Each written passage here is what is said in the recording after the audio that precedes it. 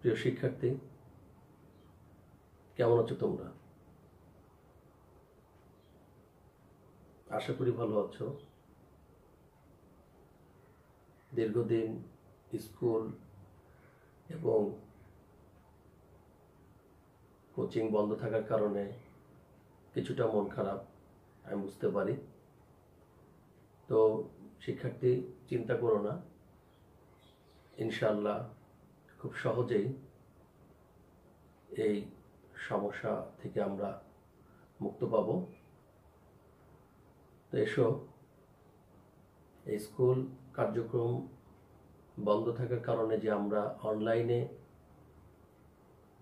শিক্ষা কার্যক্রম চালিয়ে যাচ্ছি তার ধারাবাহিকতায় আজকে পঞ্চম শ্রেণীর জ্যামিতির বৃত্ত সম্পর্কে গত ক্লাসে আমি বৃত্ত কাকে বলে এবং তার তিনটি বৈশিষ্ট্য, কেন্দ্র কাকে বলে তার তিনটি বৈশিষ্ট্য ও পরিধি কাকে বলে এবং তার তিনটি বৈশিষ্ট্য নিয়ে আমরা আলোচনা করেছি এবং আমরা শিখেছি। আজকে বৃত্তের বাকি যে অংশগুলো, ব্যাসার্ধ, ব্যাস, জ্যা ও বৃত্তের চাপ, এই চারটি অংশ নিয়ে আমরা আলোচনা করব। ইনশাল্লাহ আমি আশা করি আমি জ্যামিতির যে ক্লাসগুলো নিয়েছি বা যে ধারাবাহিকতা যে ক্লাসগুলো আমরা শেষ করব, তোমাদের পিএসসি পরীক্ষায় এখান থেকে যদি তোমরা ভালো ধারণা নিতে পারো তাহলে ইনশাল্লাহ তোমরা সবাই জ্যামিতিতে ভালোভাবে উত্তর করতে পারবে। আর প্রিয় শিক্ষার্থী, আমাদের স্কুল বন্ধ থাকুক তাতে কোনো সমস্যা নেই, কিন্তু তোমাদের পিএসসি পরীক্ষা ইনশাল্লাহ হবে, আমরা আশাবাদী। তো এসো, আমি বোর্ডে তিনটা বৃত্ত এঁকেছি। দেখো, একটা হচ্ছে, তিনটা বৃত্ত একই নামকরণ দিয়েছি। ক কেন্দ্র বিশিষ্ট, খ, গ, ঘ, ক কেন্দ্র বিশিষ্ট, খ, গ, ঘ, ক কেন্দ্র বিশিষ্ট, গ, খ, গ, ঘ, তিনটা বৃত্ত এঁকেছি। এখানে একটি বৃত্তে আমি ব্যাসার্ধ দেখিয়েছি। এটার নাম কি? ব্যাসার্ধ। এটার নাম হচ্ছে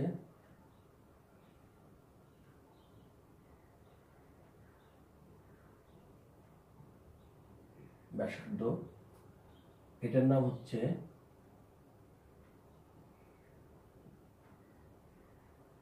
ব্যাস।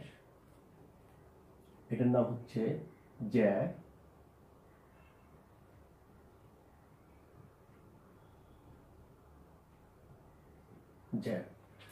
আর এই যে লাল দাগ দেখতে পাচ্ছ, এটার নাম হচ্ছে বৃত্তচাপ। বৃত্তচাপ। তো এসো, আমরা এই বিষয়গুলোর সংজ্ঞা এবং তিনটি করে বৈশিষ্ট্য আজকে শিখব।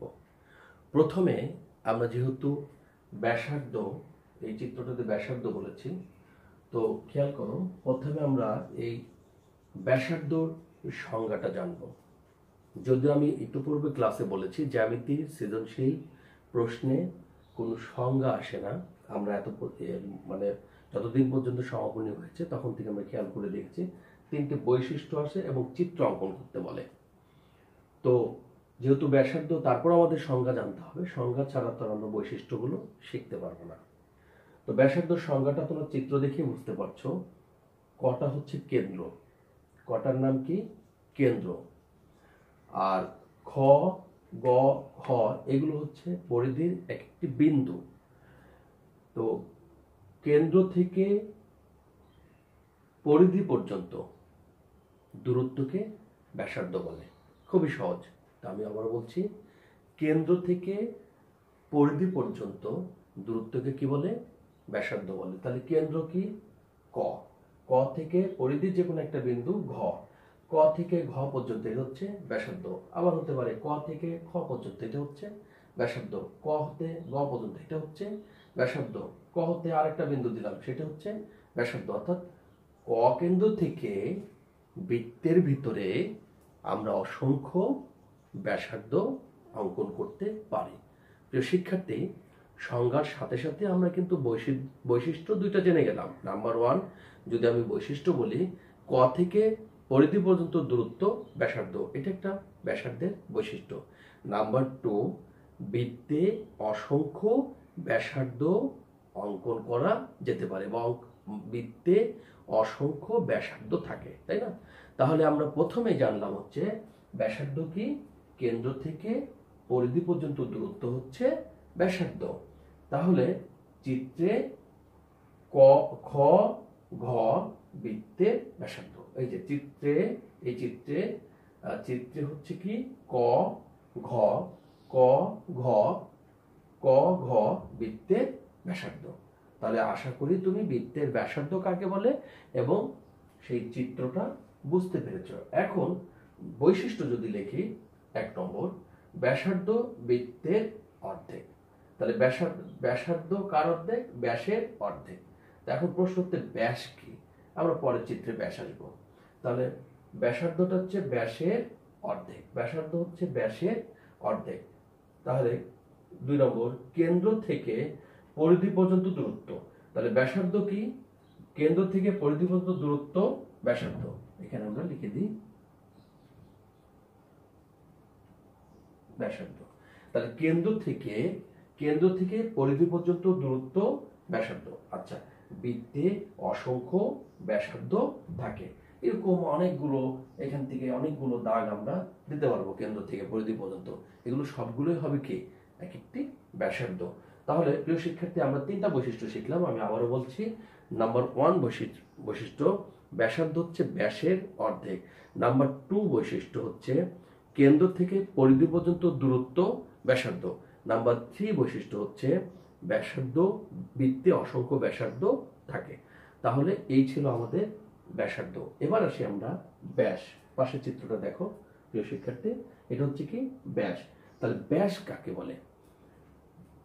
ব্যাসার্ধ শিখেছি আমরা কেন্দ্র থেকে পরিধি পর্যন্ত, তার ব্যাস হচ্ছে পরিধির যে কোনো 2 বিন্দুর পরিধি। এটার নাম কি, আমরা আগের ক্লাসে শিখেছি, এটার নাম হচ্ছে পরিধি।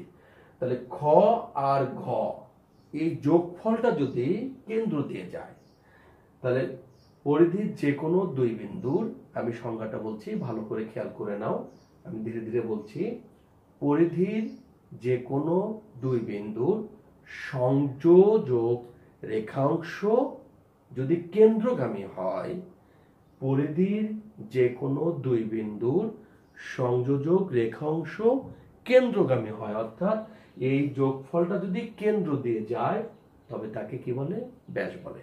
প্রিয় শিক্ষার্থী, আশা করি বুঝতে পেরেছো। এবার আমি আবারও বলছি, পরিধি অর্থাৎ তুমি চিন্তা করো, এই পাশে একটা, মানে এর একটা বৃত্ত, এই পাশে একটা পরিধির, এই পাশে একটা বিন্দু, এই পাশে একটা বিন্দু, আমরা যোগ করেছি, কেন্দ্র দিয়ে চলে গেছে। আবার যদি আমরা এভাবে যোগ করি, কেন্দ্র দিয়ে চলে গেছে, অর্থাৎ যেভাবে যোগ করি না কেন, সেটা যদি কেন্দ্র দিয়ে যায়, তাহলে সেটা হচ্ছে কি ব্যাস। যেমন এটা যোগ করেছি, কেন্দ্র দিয়ে গেছে, কটা কেন্দ্র?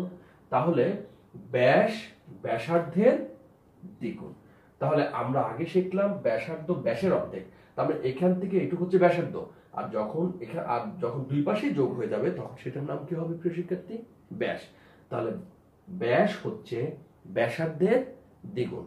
আচ্ছা, এবার হলো ব্যাস হলো বৃত্তের কেন্দ্রগামী জ্যা। এখন এই যে ব্যাসটা, এই ব্যাসটা হচ্ছে কি বৃত্তের কেন্দ্রগামী জ্যা। জ্যার সংজ্ঞাটা আমরা পরের স্টেপে আসবো। তাহলে ব্যাস হলো বৃত্তের কেন্দ্রগামী জ্যা। এরপরে বলছে বৃত্তে অসংখ্য ব্যাস থাকে। তাহলে এটি কিন্তু এখানেও লিখলাম বৃত্তে অসংখ্য ব্যাসার্ধ থাকে, এখানেও লিখেছি বৃত্তে অসংখ্য ব্যাস থাকে। আচ্ছা, তাহলে প্রিয় শিক্ষার্থী, আশা করি ব্যাস কাকে বলে বুঝতে পেরেছো। আমি আবারও বলছি, পরিধির যে কোনো 2 বিন্দুর সংযোগ রেখাংশ যদি, পরিধির যে কোনো 2 বিন্দুর সংযোগ রেখাংশ যদি কেন্দ্রগামী হয়, তবে তাকে ব্যাস বলে। তারপরে আমরা সংজ্ঞাটা বলেছি যে ব্যাস বৈশিষ্ট্য বলেছি, ব্যাস ব্যাসার্ধের দ্বিগুণ। ব্যাস হলো বৃত্তের কেন্দ্রগামী জ্যা, বৃত্তে অসংখ্য ব্যাস থাকে। আচ্ছা, এরপরে আসো প্রিয় শিক্ষার্থী, এবার আসি আমরা হচ্ছে জ্যা। এবার কি শিখবো আমরা? জ্যা শিখবো। জ্যা কাকে বলে? অর্থাৎ পরিধির যে কোনো দুই বিন্দুর সংযোগ রেখাংশটাই হচ্ছে জ্যা। আগে বলে যে সংযোগ রেখাংশ যদি কেন্দ্রগামী যায় তাহলে সেটা ব্যাস। ব্যাস হলে কেন্দ্র দিয়ে যেতে হবে, আর জ্যা হলে কেন্দ্র ছাড়াও যাবে। তার মানে এখান থেকে আমরা বুঝতে পারছি যে পরিধির যে কোনো দুই বিন্দুর সংযোগ রেখাংশ জ্যা। তাহলে খ ঘ ব্যাস একটি জ্যা, এবং ব্যাস হচ্ছে বৃত্তের বৃহত্তম জ্যা। ব্যাস হচ্ছে কি? বৃত্তের বৃহত্তম জ্যা। তাহলে পরিধির যে কোনো দুই বিন্দুর সংযোগ রেখাংশ যদি জ্যা হয় তাহলে সেটা কেন্দ্রগামী গেলেও জ্যা, কেন্দ্র ছাড়া গেলেও জ্যা। কেন্দ্রগামী গেলে হয়ে যাবে ব্যাস, আর কেন্দ্রগামী গেলে হয়ে যাবে জ্যা। তার মানে প্রিয় শিক্ষার্থী, এখান থেকে কিন্তু আমরা একটা জিনিস শিখতে পারলাম, সকল জ্যাই ব্যাস, কিন্তু সকল ব্যাসই জ্যা নয়। আমরা যদি একটু নোট ডাউন করি, আমরা মুছে দিয়ে পরে নোট ডাউন করবো, এটা সকল জ্যাই ব্যাস, কিন্তু সকল ব্যাসই জ্যা নয়। কারণ ব্যাস হতে গেলে কেন্দ্রগামী হয়, জ্যা হতে গেলে কেন্দ্রগামী ছাড়াও হতে পারে, কেন্দ্রগামীও হতে পারে, কেন্দ্রগামী ছাড়াও হতে পারে। আচ্ছা, তাহলে আমরা যেহেতু জ্যা শিখলাম, সংজ্ঞাটা পরিধির যে কোনো দুই বিন্দুর সংযোগ রেখাংশটা হচ্ছে জ্যা। তাহলে আমরা যদি এখন আমরা বৈশিষ্ট্য চিত্রে হচ্ছে গ ঘ বৃত্তের জ্যা। এখন 1 নম্বর, জ্যা হলো বৃত্তচাপের শেষ প্রান্তের সংযোগ রেখাংশ। বৃত্তচাপে অর্থাৎ গ ঘ এই যে একটা অংশ, আমি যদি এটাকে কেটে, এই বৃত্তটাকে কেটে যদি আমি আলাদা করে নিতাম তাহলে কি হলো? এই বৃত্তের একটা অংশ আমি পেতাম, আর বৃত্তের একটা অংশই হচ্ছে পরিধির একটা অংশ পেতাম, আর পরিধির একটা অংশই হচ্ছে বৃত্তের চাপ। আর এই দুইটা চাপের শেষ প্রান্ত বিন্দু, গ একটা বিন্দু, ঘ একটা বিন্দু। তাহলে সেটা যেমন, এই কথাটা আমি বলতে চাচ্ছি প্রিয় শিক্ষার্থী, এরকম ধরো এইটাকে আমি এইভাবে কেটে নিয়ে আসছি, তাই না? এইভাবে কেটে নিয়ে আসছি, তাহলে এইটা আর এইটার যোগফলটাই হচ্ছে কি? জ্যা। আর এই অংশটা কি? একটা বৃত্তের চাপ, অর্থাৎ এই বৃত্তের একটা চাপ। তাই বললো জ্যা হলো বৃত্তচাপের শেষ প্রান্তের সংযোগ রেখাংশ। 2, বৃহত্তম জ্যা হলো বৃত্তের ব্যাস। বৃহত্তম জ্যা, তাহলে এখন আমরা যদি প্রিয় শিক্ষার্থী, যদি আমরা এটাকে দুইটা সমান ভাগে ভাগ করি তাহলে জ্যাটা কোন দিকে যাবে? অবশ্যই কেন্দ্র দিয়ে যাবে। তাহলে কেন্দ্র দিয়ে যদি যায় তাহলে সেই ক্ষেত্রে আমাদের কি হবে?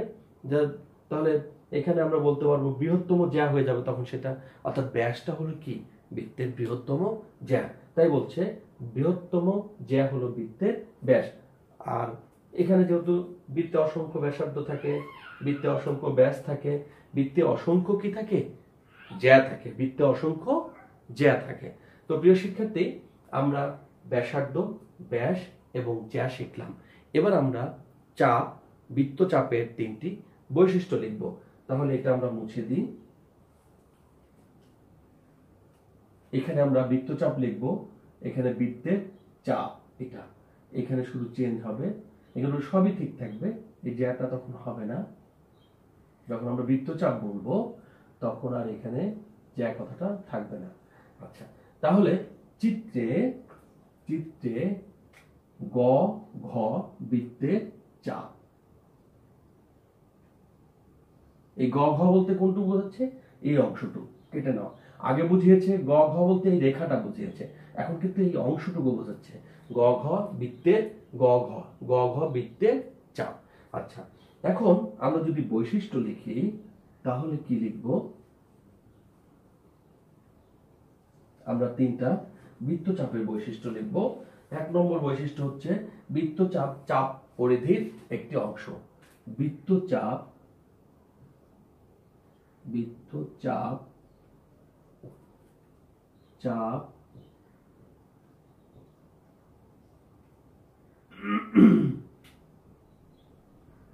পরিধির অংশ।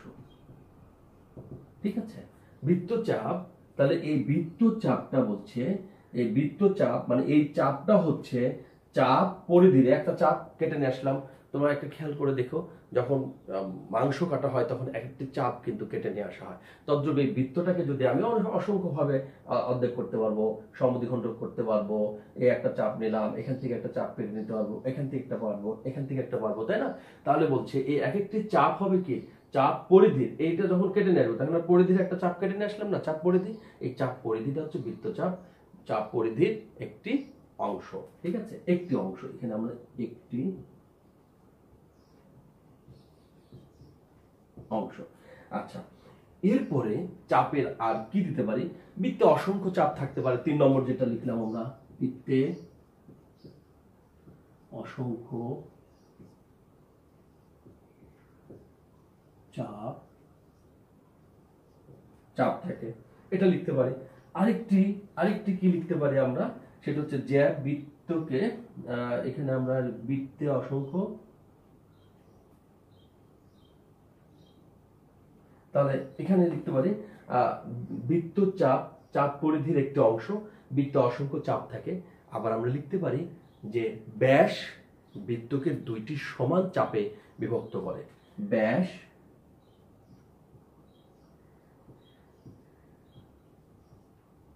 বৃত্তকে দুটি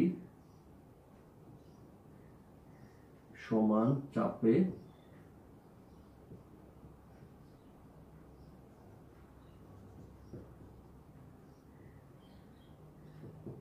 বিভক্ত করে। তো প্রিয় শিক্ষার্থী, এই ছিল তোমাদের আজকের জ্যামিতি বৃত্ত সম্পর্কিত ব্যাস, ব্যাসার্ধ এবং জ্যা ও বৃত্তচাপের যে সংজ্ঞা, চিত্র এবং 3টি করে বৈশিষ্ট্য দেখালাম। আশা করি তোমরা বুঝতে পেরেছো। এখন এখান থেকে কি ধরনের প্রশ্ন হতে পারে সেটা আমি তোমাদেরকে একটু বলতে পারে যে 4 সেন্টিমিটার ব্যাসার্ধ বিশিষ্ট একটি বৃত্ত অঙ্কন করো এবং ব্যাসার্ধের 3টি বৈশিষ্ট্য লিখো, অথবা ব্যাসের 3টি বৈশিষ্ট্য লিখো, অথবা বৃত্তচাপের 3টি বৈশিষ্ট্য লিখো, অথবা জ্যায়ের 3টি বৈশিষ্ট্য লিখো, অথবা পরিধির 3টি বৈশিষ্ট্য লিখো, অথবা বলতে পারে বৃত্তের 3টি বৈশিষ্ট্য লিখো। অথবা কোশ্চেনটা এরকম আসতে পারে, 4 সেন্টিমিটার ব্যাসার্ধ বিশিষ্ট একটি বৃত্ত অঙ্কন করে এর বিভিন্ন অংশ চিহ্নিত করো, অথবা নামগুলো বলে দিতে পারে যে 4 সেন্টিমিটার ব্যাসার্ধ বিশিষ্ট বৃত্ত একে ব্যাস, জ্যা, বৃত্তচাপ, পরিধি, কেন্দ্র চিহ্নিত করে পরিধির 3টি বৈশিষ্ট্য লিখো, অথবা বৃত্তচাপের 3টি বৈশিষ্ট্য লিখো। এরকম ভাবে প্রশ্ন আসতে পারে। তো আশা করি বুঝতে পেরেছো, ভালো লেগেছে। আর যদি ভালো লেগে থাকে তাহলে অবশ্যই চ্যানেলটিকে বেশি বেশি করে সাবস্ক্রাইব করবে। তো ভালো থাকো, সুস্থ থাকো, নিরাপদে থাকো এবং সামাজিক নিরাপদ দূরত্ব বজায় রেখে চলো এবং ঘন ঘন হাত ধোবে। ভালো থাকো, সুস্থ থাকো। দেখা হবে পরবর্তী ভিডিও। সেই পর্যন্ত সবাইকে শুভেচ্ছা। আল্লাহ হাফেজ।